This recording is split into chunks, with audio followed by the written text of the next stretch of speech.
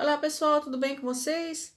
Vamos dar aqui continuidade ao capítulo 2 do livro Memória de um Suicida, o Réprobo. Um dia, profundo ao quebramento, sucedeu em meu ser a prolongada excitação. Depois de ter ficado muito excitado, não excitado sexualmente, gente, excitado de excesso de emoção. Ele se sentiu muito cansado depois disso. Fraqueza insólita conservou-me aquietado, como desfalecido.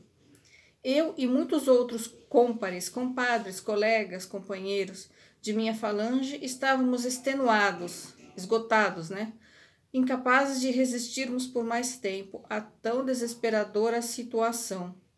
Urgência de repouso fazia-nos desmaiar frequentemente, obrigando-nos ao recolhimento em nossas desconfortáveis cavernas. Isso acontecia porque ele já estava perdendo o fluido vital, já estava se esgotando. Lembra que eu falei para vocês que o suicida fica no vale até esgotar o fluido vital dele, ele não pode ser retirado antes.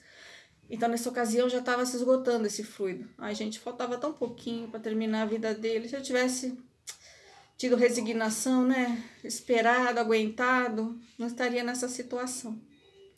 Não se tinham passado, porém, sequer 24 horas desde que o novo estado nos surpreendera, quando mais uma vez fomos alarmados pelo significativo rumor daquele mesmo comboio que já em outras ocasiões havia aparecido em nosso vale. Olha aí os servos de Maria vindo resgatar o pessoal.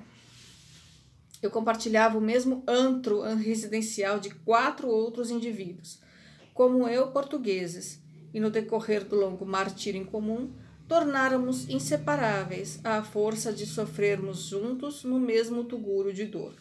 Dentre todos, porém, um sobremaneira me irritava, predispondo-me à discussão. Com usar, apesar da situação precária, o monóculo inseparável. O monóculo é aquele óculos, Óculosinho assim de um lado só. O fraque bem talhado, a roupa toda, uma roupa bem posta, uma roupa em boa situação. E respectiva bengala de castão de ouro. Conjunto que, para o meu conceito neurastênico, ou seja, doente nervoso, e impertinente, o tornava pedante e antipático, num local em que se vivia torturado com odores fétidos e podridão, em que nossa indumentária, em que a nossa roupa, dir-se-ia empastada de estranhas substâncias gordurosas, reflexos mentais da podridão elaborada em torno do envoltório carnal. Gente, é inacreditável como ele, naquela situação, naquele lugar horroroso, carente de tudo, passando todas as necessidades, fome, frio, sono, esgotamento nervoso, muitas rixas, muitas brigas, loucura. E ainda conseguia ter inveja da roupa do colega. Ainda conseguia prestar atenção na roupa que o outro estava usando e ter inveja.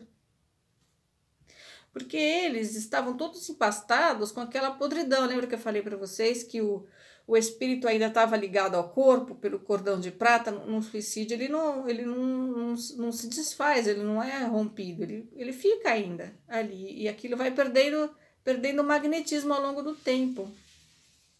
Então, tudo vai sendo refletido neles. Tudo que acontece no corpo, toda a decomposição vai se refletindo neles. Então, imagina o cheiro de coisa podre, de urubu podre. Imagina. Quando você passa num lugar, tem cadáver, tá cheio de urubu. Ali, aquela podridão horrorosa que a gente tapa o nariz e faz assim porque não suporta o cheiro. Aquilo é comum nesse lugar. Esse cheiro é comum. E ele ficou com inveja do amigo dele, que parecia que a roupa dele ainda estava em ordem, que ele ainda estava bem vestido. Então ele ficou com inveja. Eu, porém, esquecia-me de que continuava a usar o pince-nez com seu fio de torçal, a sobrecasaca dos dias cerimoniosos, os bigodes fartos, penteados, Ou seja, ele nem prestava atenção na aparência dele. Ele também mantinha o bigode bem penteado, ainda tinha aquele sobretudo, aquele casaco, ele também tinha uma roupa bonita. Só que ele não prestava atenção nisso, ele estava invejando a roupa do outro. Confesso que então, apesar da longa convivência, eles não conheciam os nomes. Nossa, gente, parece a gente, né? Que mora tantos anos num lugar, não sabe nem o nome dos vizinhos. Cada um na sua, a gente não sabe nem como é que chama um vizinho. A gente chama de vizinho, né? Oi, vizinho, ô síndico. Às vezes coloca apelido em um, ô capitão, ô general, ô barba. E não sabe nem o nome da pessoa. No Vale Sinistro, a desgraça é ardente demais para que se preocupe o calceta com a identidade alheia. Mas se preocupar com a roupa do outro pode, né, gente? Não pode se preocupar em conhecer o colega, no nome do colega, mas pode se preocupar com a roupa do outro e ficar com inveja ainda. O conhecido rumor aproximava-se cada vez mais. Saímos de um salto para a rua. Vielas e praças encheram-se de réprobos, como das passadas vezes, ao mesmo tempo que os mesmos angustiosos brados de socorro ecoavam pelas quebradas sombrias, no intuito de despertarem a atenção dos que vinham para a costumeira vistoria. Até que dentro da atmosfera densa e penumbrosa surgiram os carros brancos, rompendo as trevas com poderosos holofotes. Estacionou o trem caravaneiro na Praça Lamacenta. Desceu um pelotão de lanceiros. Em seguida, damas e cavalheiros, que pareciam enfermeiros, e mais o chefe da expedição, o qual, como anteriormente esclarecemos, se particularizava por usar turbante e túnica hindus. Silenciosos e discretos, iniciaram o reconhecimento daqueles que seriam socorridos, daqueles cuja energia vital já tinha se esgotado. A mesma voz austera que se diria, como das vezes anteriores, vibrar no ar, fez pacientemente a chamada dos que deveriam ser recolhidos, os quais, ouvindo os próprios nomes, se apresentavam por si mesmos. Outros, porém, por não se apresentarem a tempo, impunham aos socorristas a necessidade de procurá-los. Gente, a caridade é tanta deles, né, que eles ainda vão procurar pelos os que não estão atendendo. Faz isso no consultório médico. Faz isso. Deixa o pessoal chamar seu nome. Deixa o médico chamar seu nome e você não vai imediatamente para a sala. Aparece 15 minutos depois. Vê se ele te atende. Vê se ele saiu para te procurar. Nada. E a caridade deles aqui faz com que eles ainda saiam para procurar aqueles que não responderam prontamente. A estranha voz, porém, indicava o lugar exato que estariam os míseros, dizendo simplesmente abrigo número tal, rua número tal, ou conforme as circunstâncias. Dementado, inconsciente, não se encontra no abrigo. Vagando em tal rua, não atenderá pelo nome, reconhecível por esta ou aquela particularidade. Dir-se-ia que alguém de muito longe assestava poderosos telescópios até nossas desgraçadas moradas, para assim informar detalhadamente do momento decorrente à expedição laboriosa. Os obreiros da fraternidade consultavam um mapa, iam rapidamente ao local indicado e traziam os mencionados, alguns carregados em seus braços generosos, outros em padiolas. De súbito ressoou na atmosfera dramática daquele inferno em que tanto padeci, repercutindo estrondosamente pelos mais profundos recôncavos do meu ser, o meu nome, chamado para a libertação. Em seguida, ouviram-se os dos quatro companheiros que comigo se achavam presentes na praça. Foi então que lhes conheci os nomes e eles o meu.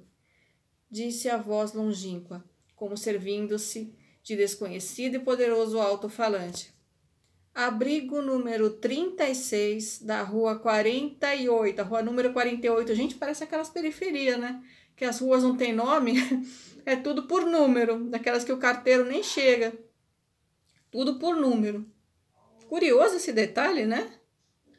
Atenção, abrigo número 36, ingressar no comboio de socorro. Atenção, Camilo Cândido Botelho. É o nome fictício que ele usou, tá, gente? Na verdade, o nome dele é o Camilo Castelo Branco, autor português do período romântico, do século XIX. Belarmino de Queiroz e Souza, Jerônimo de Araújo Silveira, João da Azevedo e Mário Sobral ingressarem no comboio. Tem uma notinha aqui da médium. Perdoar-me-á ao leitor não transcrever na íntegra os nomes dessas personagens, tal como foram revelados pelo autor dessas páginas. Então, foi para manter o sigilo, né? Preservar a identidade dos autores, das famílias. Porque, claro, se for no século XIX, 200 anos, o que eles têm, gente? Bisnetos, tataranetos, né? A família pode se ressentir. Se bem que Camilo Castelo Branco não é casado, mas os outros sim, né? A família pode se ressentir, então.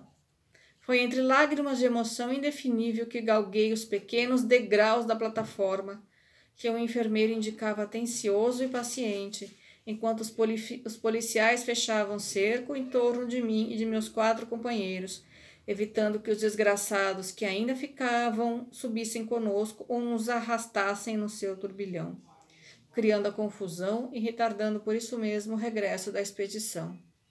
Entrei. Eram carros amplos, cômodos, confortáveis, cujas poltronas individuais, como que estofadas com arminho branco, apresentavam o espaldar voltado para os respiradores, que dir-se-iam os óculos das modernas aeronaves terrenas. Ao centro, 4 poltronas em feitio idêntico, nas quais se acomodaram enfermeiros, tudo indicando que ali permaneciam a fim de guardar-nos. Nas portas de entrada, lia-se a legenda entrevista antes, na flâmula empunhada pelo comandante do pelotão de guardas. Legião dos servos de Maria. Maria é Maria de Nazaré, a mãe de Jesus. É ela que socorre os suicidas. É a equipe dela. Tem um hospital, ela que dirige o hospital. É dela também.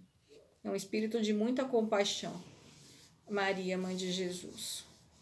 E o Vale dos Suicidas é o local onde há maior sofrimento. Não tem local no mundo astral, gente, que tenha mais sofrimento do que o Vale dos Suicidas. Não existe. E ela é o espírito que cuida desse local. Dentro em pouco, a tarefa dos abnegados legionários estava cumprida. Ouviu-se no interior o tilintar abafado de uma campainha, seguido de movimento rápido de suspensão de pontes de acesso e embarque dos obreiros. Pelo menos foi essa série de imagens mentais que concebi. O estranho comboio oscilou, sem que nenhuma sensação de galeio e o mais leve balanço impressionassem nossa sensibilidade. Não contivemos as lágrimas, porém, ouvindo o ensurdecedor coro de blasfêmias, a grita desesperada e selvagem dos desgraçados que ficavam, por não suficientemente desmaterializados ainda, para atingirem camadas invisíveis menos compactas. Eram senhoras que nos acompanhavam, por nós velando durante a viagem. Falaram-nos com doçura, convidando-nos ao repouso, afirmando-nos solidariedade. Acomodaram-nos cuidadosamente nas almofadas das poltronas, quais desveladas, bondosas irmãs de caridade. Afastava-se o veículo. Pouco a pouco, a cerração de cinzas se ia dissipando aos nossos olhos torturados, durante tantos anos, pela mais cruciante das cegueiras, a da consciência culpada. Apressava-se a marcha. O nevoeiro de sombras ficava para trás, como um pesadelo maldito que se extinguisse ao despertar de um sono penoso. Agora, as estradas eram amplas e retas, a se perderem de vista. A atmosfera fazia-se branca como a neve. Ventos fertilizantes sopravam, alegrando o ar. Deus misericordioso, havíamos deixado o vale sinistro.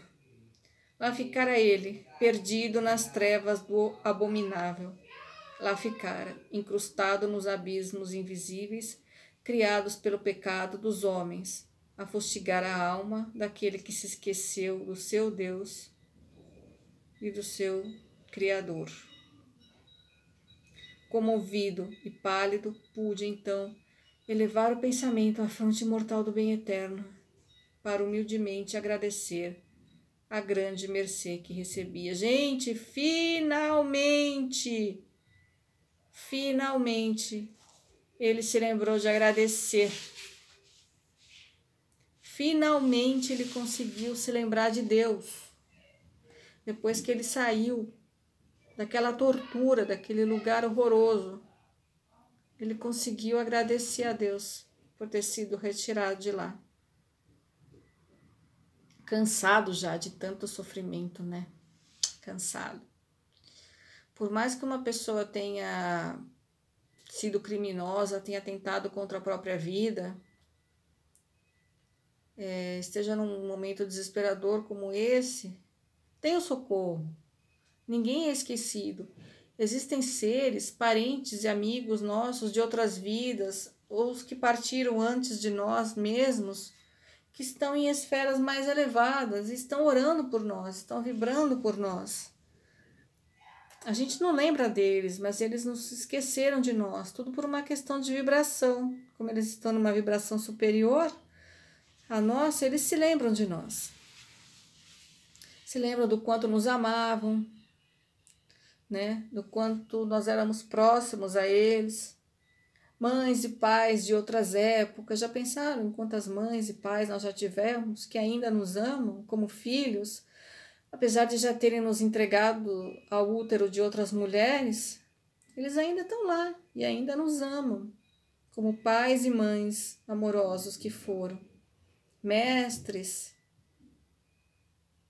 De repente um espírito, alguém a quem a gente prestou um favor, que a gente até se esqueceu, mas ele não se esqueceu, é eternamente agradecido a nós.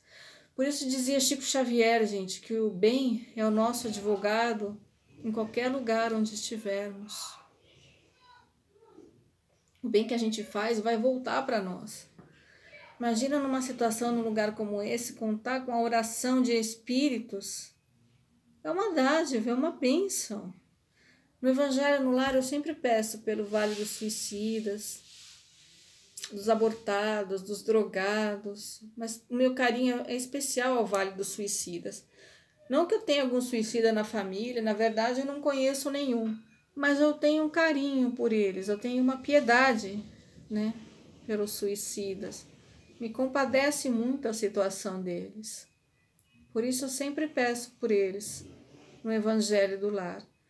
E por isso que eu estou fazendo também essa série, lendo e explicando esses livros, para tentar evitar que as pessoas entrem nesse caminho. Gente, se pelo menos uma pessoa a gente conseguir recuperar, já é uma vitória, já é uma conquista. Uma pessoa que queria cometer um ato desse, de repente parou e teve força, ouviu um vídeo desse e falou, não quero isso para mim. Não quero, vou enfrentar, vou fazer uma prece, vou confiar e eu sei que as coisas vão melhorar. Porque nós nunca estamos sozinhos, né? Agora nós vamos começar o capítulo 3. O Camilo já foi atendido com os seus 4 amigos, agora ele vai ser levado pelos servos de Maria ao hospital que também se chama Maria de Nazaré. E no próximo vídeo a gente vai contar, né?